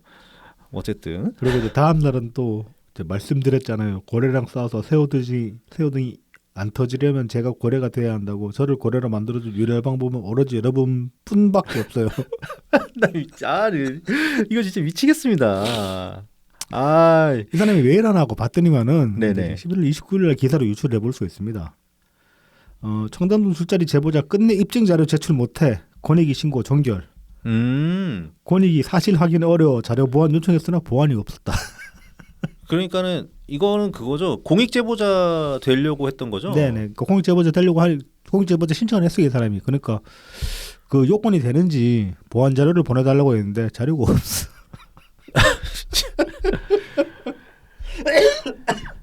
짠하다. 뭐 있는 것처럼 막 스모킹 거 있는 것처럼 그동안에 연락이 썰 풀어놓고는. 그러니까 애초에 그 자기도 그 뭐냐 그 첼리스트한테 그냥 들은 거 들은 거 이거 그거 하나밖에 없는데. 넘겼잖아요. 예. 그거밖에 없잖아. 왜 이러냐? 왜 이렇게 사냐? 아니 무슨 수로 고래가 되겠니? 이래가지고 고래 아무리 도와줘도 네가 이러면은 고래가 될 수 없단다. 물론 후원금은 받을 수 있겠지. 근데 이 사람은 그 27일 트윗 보면은 좀 교활한 소리를 한 게 있는데, 네. 뭐 이제 그녀나 저는 이 사건을 유포하지 않았기 때문에 처벌 대상이 아니다라고 저희가 규정을 했어요. 그냥 본인의 희망사항 아닐까? 네. 근데 저도 뭐 맞을 수 있다고 봅니다. 왜냐하면 이걸 유포한 거는 열린 공감은 그 도탐사랑 김희감이기 때문에. 그렇죠. 뭐 근데 거기에 대해서는 별도로 일단은 첼리스트 같은 경우에는 그러니까 이 제보자라는 양반은 모르겠고 첼리스트라고 하는 양반은 이 제보자뿐만이 아니라 다른 사람한테도 막 그러니까 여러 명한테 이 허위 사실을 얘기를 했었기 때문에 특정 소수한테 이야기한 거기 때문에 그거 가지고 죄먹기는 어렵죠 사실. 아 그래요? 특정 소수 정도는 괜찮나? 한두 명한테 얘기를 한 건데 한두 명. 그러면은 뭐 예를 들어가지고 막 친목제라는 뭐 어떤 뭐 저기 뭐 헬스클럽이 하나 있다고 칩시다. 헬스클럽 커뮤니티나 뭐. 헬스장에서 같이 헬스하는 사람들이 있는데 그 안에서 어떤 한 사람을 험담을 구라로 다른 회원들한테 여러 명한테 퍼뜨렸다 그러면은 뭐 명예훼손이나 모욕이나 그런 걸로 허위사실로 들어갈 수 있겠지만 이거는 그런 것도 아니고 그리고 이런 것들도 사실 못 잡아내죠. 얼마나 이런 말들이 많겠어요. 이렇게 개인 간의 오가는 썰들이 이런 것들 무슨 수로 잡아내니까 그러니까 처벌 대상 아닌 건 맞는데 이거 되게 뻔뻔하고 정말로 저는 사적으로 아는 사람이면은 손절치고 인간 취급도 안 할 거예요. 이 정도면은. 그렇죠. 처벌 대상 아니라는 걸 내가 알면 오히려 미안하게 생각해야 되는 거 아니야? 그 더탐사랑 저기 김희겸한테 그렇죠, 맞아요. 이렇게 뻗댈 게 아니라 그렇죠. 나 때문에 덤태기 썼다고 미안해야 되는 거 아니야? 나는 처벌도 안 받는데. 근데 이거 정말 쓰레기예요 지금 이렇게 얘기하는 거는. 저는 뭐 이 사람이 뭐 이재명 얘기할 때부터 네. 되게 막 진짜 윤지호 씨 생각 많이 나더라고요. 윤지호는 그래도 좀 해먹고 튀지 않았나? 아 그럼요, 많이 땡기고 튀었죠. 네. 그래서 얘가 막 그 제보자가 뭐 하려고 하니까 강진구가 그랬다며 지금 후원금 받으면은 너 윤지호 된다. 이게 뭔가 서로 각자 짱구가 다 있어. 짱구가 있긴 한데 아유. 되게 서로 더러워. 아유. 야, 이제 유시민 이야기 한번 봅시다. 유시민 이번 주에 이제 뻘그란을 썼는데 세게 27일에 이제 그 시민언론 민들레에 칼럼을 하나 올렸어요. 제목이 박지원과 조금박해는 왜 그럴까? 그래가지고 뭐 박지원이랑 이제 민주당의 조금박해, 조홍천, 금태섭, 박용진, 김혜영. 그러니까 조금박해는 보수 언론이 좋아하는 말만 해가지고 언론 노출이 작은 것으로 유명하고 마이크 파워가 그래서 이제 언론 노출이 많이 되니까 자기들 마이크 파워가 세다고 착각하는 시끄러운 정신일 뿐이다라고 유시민이 이제 신랄하게 비판을 했습니다. 뭐 이제 그러면서 한다는 소리가 뭐 절대 일어나지 않을 일이지만은 내가 문재인 대통령이나 이재명 당대표를 까면은 조중동에서 받아 써줄 거다. 그게 아무리 말도 안 되는 소리라고 해도 받아 써줄 거다. 허위사실이라고 네. 할지라도. 왜냐하면 그게 걔들이 원하는 말이기 때문이다. 그래서 이제 박지원이랑 조금박해는 걔들이 원하는 그런 말을 던지기 때문에 계속 받아 써주는 거다. 뭐 그러면서 언론 지형이 또 뭐 9대1이네 그런 소리를 쭉 해놨습니다. 그랬더니 이제 박용진이 29일 날 김종배의 시선 집중에 나가서 이제 관련해서 청취자 질문이 들어왔어요. 그러니까 한다는 얘기가 뭐 맨날 그런 얘기하시는 분 같은데 얘기여서 뭐 특별하게 별로 관심도 없다. 잔잔바리 취급해버렸네. 그분의 관점과 표현에 대해서 관심을 끌은 지가 꽤 됐다. 저분이 당에 대한 애정을 가지고 저러시는 것 같지는 않다. 저는 민주당을 사랑하니까 민주당이 잘 되기 위해서 뭐 그런 얘기를 하는 거다. 이거는 포장 잘했다. 네. 저는 뭐 유시민도 민주당을 사랑한다고 생각합니다. 다만 사랑하는 관점이 다르고 방식이 다른 거지. 그 유시민의 민주당이랑 박용진의 민주당이 다른 거지. 맞아. 네. 그리고 우리의 민주당은 또 다른 거고. 확실하죠 그거는. 네. 조국 사태와 그 이후에 있었던 여러 가지 포인트마다 저하고 그분하고 의견이 다 달랐다. 그분이 주장한 대로 지금까지 사태가 흘러왔는데 그래서 당이 잘 됐나 생각해 볼 필요가 있다. 뭐 이 말은 맞죠. 네 말대로 했더니 되는 게 하나도 없어. 그렇지. 조국 사태 이야기하면 사실 우리도 박용진한테 할 말 없지. 그 백이라고 놀리기라고 미안합니다. 촬영할 때 혼자 사과하고 싶어 왠지. 죄송합니다. 나 그때 너무 심하게 놀렸던 것 같아. 가득 찔려. 마음 한 켠에 뭔가 응어리가 쌓여 있어. 네, 왜 그랬을까 하고. 제가 당일날 이제 또 11월 29일 날 박지원도 페이스북에 또 반박글을 올렸습니다. 제목이 히틀러와 스탈린이 그런 방식으로 세상을 대했다라는 제목의 글인데 이게 이제 유시민 칼럼에서 이제 인용한 대목이에요. 뭐 이제 지금 지난 대선에서 거의 50대 50이었는데 지금 언론은 어림잡아 90%가 친윤석열이고 지금 정부는 이제 MBC가 자기 편이 아니라고 적대시하고 있고 뭐 김어준이 쓴소리한다고 교통방줄에 돌줄을 끊었다 그렇게 얘기를 합니다. 유시민이. 그러면서 우리 편이 아니냐면 적이라는 태도다. 히틀러와 스탈린이 그런 방식으로 세상을 대했다. 네, 이게 이제 유시민이 썼고 네. 박지원이 그거를 그대로 인용을 여기서 했다. 이제 히틀러와 이거죠. 스탈린이 그런 방식으로 세상을 대했다라는 요 문장을 이제 제목으로 이제 인용을 한 거예요. 네. 그래서 박지원이 하는 얘기가 저는 언론의 관심을 끌기 위해 강성 팬덤을 비판하는 것이 아니다. 당의 잘못을 비판하는 것은 당헌 당규에 보장된 당원의 자유이지 이적 행위가 아니다.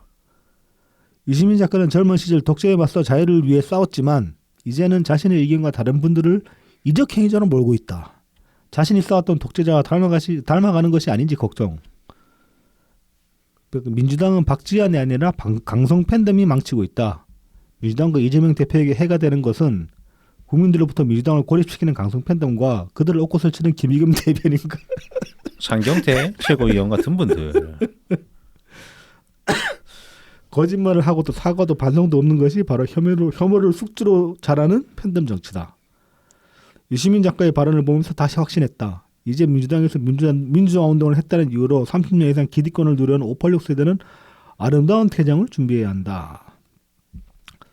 책 역사의 역사 저자의 이시기도 한 유시민 작가가 역사 앞에 부끄럽지 않은 선택을 하셨으면 좋겠다.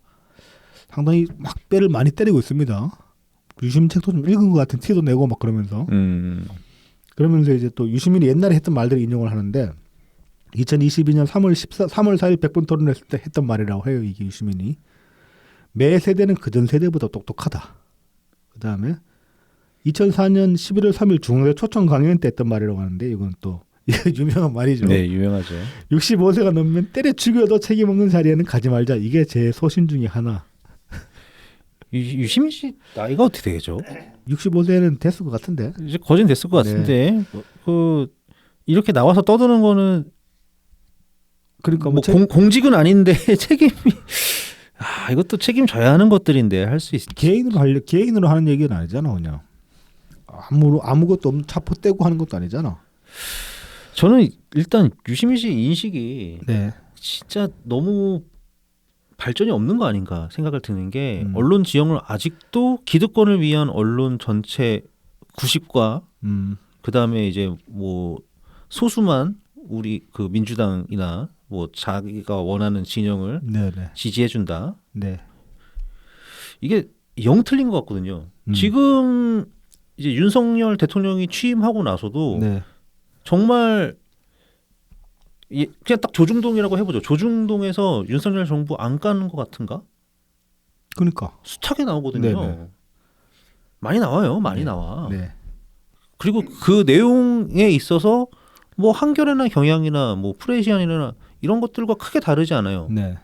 예를 들어서 뭐 정책 비판 같은 경우는 비슷한 수위로 하고 있죠. 예, 비슷한 수위로 하고 있고. 그럼 뭐 그 사람들이 열린 공감처럼 까야 되나? 그러니까.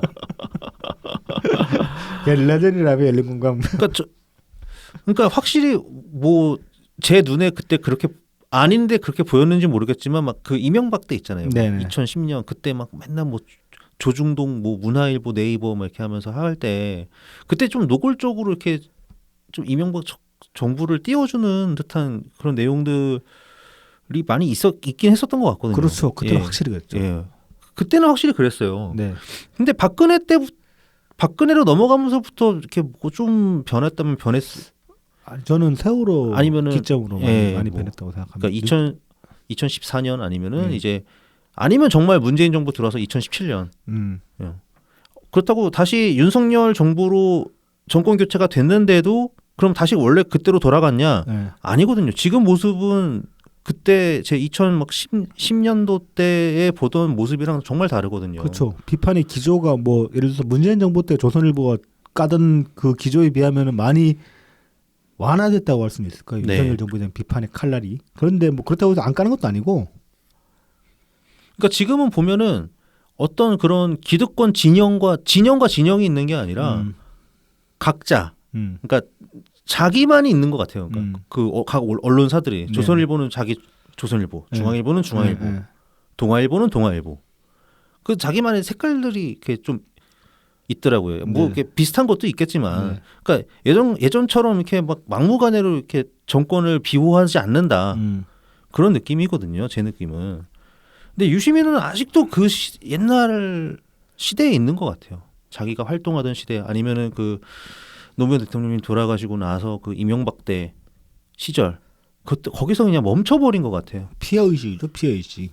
그리고 뭐 정말 언론 지형이 그렇다고 칩시다. 그러면 그런 언론 지형에 맞서기 위해서 MBC가 이재명의 잘못을 못 본 척하고 그렇게 편파적으로 구는 건 옳은가? 그다음에 김어준이 그렇게 편파적으로 구는 건 옳다고 할 수 있나? 그래서 편파적으로 굴었으니까 덜미 잡혀가지고 적골하지 않은 거 아닙니까 사실. 그러니까 막 그 특유의 운동권식 사고라고 해야 되나? 미제국주의가 나쁘니까 북한이 좀 저러는 거는 괜찮아. 뭐 북한은 우리 동포잖아. 막 우리 같이 통일해야지. 뭐 이런 뭐 구도 아닌가. 그러니까요. 아무튼 깝깝합니다. 그러니까 이런 깝깝한 소리를 해대니까 진중권이 막타를 아주 세게 쳐버립니다. 이분 하여튼 깔 때는 또 네. 참 잘 까. 11월 30일 이제 그 CBS 라디오 박주홍이 한판 승부에 나왔는데 또 이제 청취자 질문에 들어왔어요. 유 전 이사장이 박 전 비대위원장이 박 전 비대위원장을 비판한 것을 어떻게 보는가라고 이제 질문을 하니까 하는 얘기가 글을 보고 큰 충격을 받았다. 과거에는 이 정도 수준은 아니었는데 싶었다. 저도 동의합니다. 이 정도 아니었거든요. 이 아저씨가. 사고방식의 조야함과 조악함에 진짜 놀랐다. 유 전 이사장이 젊은 시절에 60이 지나면 뇌가 썩는다는 흥미로운 의학적 가설을 내세우지 않았나. 의학계에서는 지지를 받지 못했는데 이를 입증하려고 몸소 생체 실험을 자해. 내가 증거다. 그 문교수 그래서 이제 박지현은 이제 아름다운 퇴장을 준비하라고 했는데 뭐 지금 퇴장해도 아름답지 않을 것 같다. 이제 말씀하신 대로 딜하라는 이 데미지 딜러 능력은 탁월하긴 해 확실히. 뭔 이런 재주를 타고나는지. 생체 실험. 저는 뭐 이제 진중권 좋아했던 때도 있고 싫어했던 때도 있었는데 쭉 지나가서 생각해 보니까 이 양반이 한 가지는 옳았어요. 어떤 그 진영 중에 메모를 안 된 거.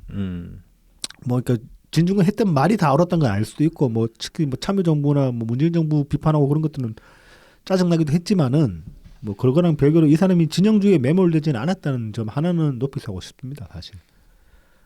그러니까 이런 말도 할 수 있는 거지 지금 와서도. 한때 또 같이 방송까지 했던 사람인데 유시민이랑. 네. 하여튼 박지원 전 비대위원장은 잘 생각해봐요. 지금 퇴장하면은 과연 아름다울까? 이런 거 생각해봐요. 박지원 말도 보면은 뭐 대부분 이 지금 유시민 관련해서 반박하는 것도 대부분은 만발인데 또 한 가지가 틀렸어. 여전히 이재명을 못 가. 예. 민주당과 이재명의 문제가 아니야. 민주당의 문제는 이재명 때문인 거예요, 그냥. 그렇죠. 뭐 팬덤 문제 있죠. 하지만 팬덤 문제의 원인도 이재명이에요. 그렇죠. 그러니까 모든 문제의 원인은 이재명이야. 근데 박지원은 그 말을 죽어도 못하죠. 그러니까 어떻게 이재명만 이렇게 싹 도려내가지고 네. 이렇게 말을 할 수가 있는가? 네. 그것도 참 신기합니다. 박지원은 박지원대로 또 이재명 지지층 일부를 자기가 흡수한다고 생각하나 보지 뭐. 그러니까 흡수를 한다고 생각하는 건지 아니면은 자기 개딸과 강선 팬덤 개딸은 다르다고 생각하는 건지. 아니 뭐 다 좋은데 그거 흡수해가지고 그래 뭐 그 흡수해서 민주당 안에서 좀 한 세력을 차지한다고 칩시다. 본선 나가면 깨져요 그래봤자. 택도 없습니다 박지원 씨. 뭐 어쨌든 본인이 잘해야지. 본인이 잘해야지. 우리나라 16강 올라간 거 보십시오. 아니 우루과이가 가나랑 그렇게 치고받고 해가지고 2대0 했는데 우리나라가 포르투갈 못 잡았으면 그렇죠. 우리 못 올라갔지. 그것도 그렇고 그 전에 그 진 경기 있었잖아요. 3대2였죠. 네. 그게 한 골 차로 졌죠. 그러니까 근데 그 진 경기에서 두 골 끝까지 싸워가지고 두 골까지 안 만들어놨으면 우리가 못 올라갔지. 그렇지. 그것도 그렇고. 네. 그러니까 최선을 다하고 제대로 잘해야지 올라가신다. 마지막까지 포기 안 하고 질 때 지더라도 잘 져야 되는 거죠. 잘 진 거죠, 사실은. 끝까지 포기를 안 했기 때문에. 지금 저도 나오기 전에 이제 잠깐 짧게 기사 보니까 예선 3경기에서 좀 한국이 7골을 넣었어요. 많이 넣었죠. 우리나라 공격력 많이 세졌죠. 네. 근데 7골 중에 4골이 후반 45분 로스 타임 이후에 들어갔어요. 그러니까 너무 쫄깃해. 그러니까 그쪽의 생각도 우리 보는 입장에서는 그렇고 선수들 입장에서는 끝까지 포기를 안 한 거야. 그러니까. 이기든 지든 상관없이 끝까지 한 골이라도 더 넣으려고 이 악물고 뛴 거지. 어제도 그 최종 결승골이 그러니까. 후반은 인저리 타임이 나왔잖아. 극장골이었다며. 어떻게 그 시간대 나오냐. 골 넣고 바로 거의 그냥 경기 종료 됐다며. 거의 버저비터에 가깝게. 그러니까 이제 그런 정신이 중요하죠, 사실은. 그거 생각해보면 우리가 지난 대선에서 했던 것도 그거였거든. 경선에서 지고 나서도 끝까지 싸웠고 그 대선 마지막 순간까지도 끝까지 싸웠잖아. 네. 우리도 인저리 타임 끝까지 싸운 거예요, 그때는. 그렇게 보냈지. 네. 대단한 분들이야. 그러니까 우리 청취자분들도 태클을 제대로 걸었죠. 끝까지 포기 안 하고 족 같은 거 내가 이길 수는 없어도 지지는 않겠다 그러고 막 싸워서 결국은 주저앉힌 거니까. 예. 저도 의미가 있죠.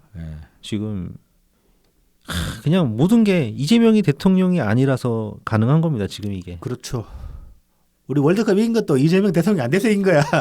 그럴 수도 있겠네요. 온 세계의 기운이 그렇게 한 거야. 자, 이제 마지막으로 평산마을 소식 요거 이제 한번 읽어주십시오. 네. 12월 1일 윤영찬 의원이 트위터 계정을 통해서 전달한 문 대통령님 입장문입니다. 서해 사건은 당시 대통령이 국방부, 해경, 국정원 등의 보고를 직접 듣고 그 보고를 최종 승인한 것입니다. 당시 안보 부처들은 사실을 명확하게 규명하는 것이 불가능한 상황에서 획득 가능한 모든 정보와 정황을 분석하여 할 수 있는 범위에서 사실을 추정했고 대통령은 이른바 특수정보까지 직접 살펴본 후 그 판단을 수용했습니다. 그런데 정권이 바뀌자 대통령에게 보고되고 언론에 공포되었던 부처의 판단이 번복되었습니다. 판단의 근거가 된 정보와 정황은 달라진 것이 전혀 없는데 결론만 정반대가 되었습니다.